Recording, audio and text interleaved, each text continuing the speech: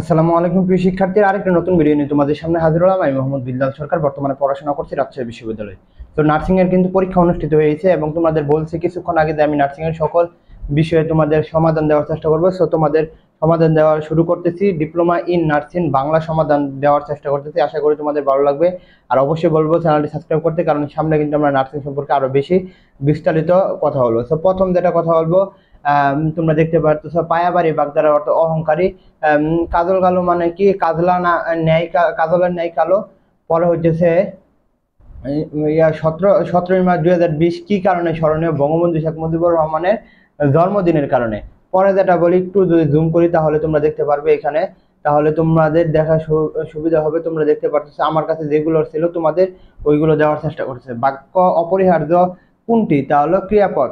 নিচের কোন বাক্যে শূন্যস্থান পূরণ করো, মানে বাক্যের শূন্যস্থান পূরণ করো। যে মেয়ের বিয়ে হয় নাই তাকে বলা হয় কি? অনরা। সবুজ মাঠে পরে আমাদের গ্রাম, সবুজ মাঠ পরে আমাদের গ্রাম। বিশেষণ পদ কোনটি? সবুজ। বিদ্যুৎ শব্দের সমার্থ শব্দ হচ্ছে ক্ষণপর্ণা। আমি উত্তর দেওয়ার চেষ্টা করতেছি। 41-এর হচ্ছে বি নাম্বার। 44-এর হচ্ছে, যেগুলো আমি এখানে উত্তর পেয়েছি উক্তি। 50-এর হচ্ছে ক্ষিপ্রপীড়া। ক্ষিপ্রপীড়া তোমরা দেখতে পারতেছ। পরে হচ্ছে প্রদীপ নিভে গেল, এটা বলতে সাধারণ অতীত। মুক্তিযুদ্ধ ভিত্তিক যে চলচ্চিত্র সেটা হলো গেরিলা। পরে হচ্ছে যে বৃষ্টি হতে পারে, এটা হলো ক্রিয়া।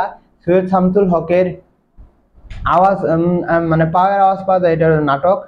বিকাল 4টায় স্কুল ছুটি হবে, এটা হচ্ছে অধিকরণ। নিচের কোনটি বাগধারা? তা হলো গুফ খেজুরে।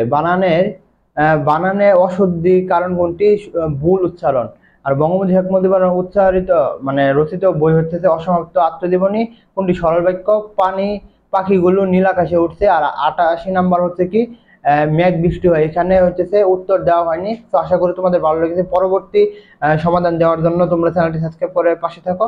এই বলে আমি শেষ করছি। আসসালামু আলাইকুম।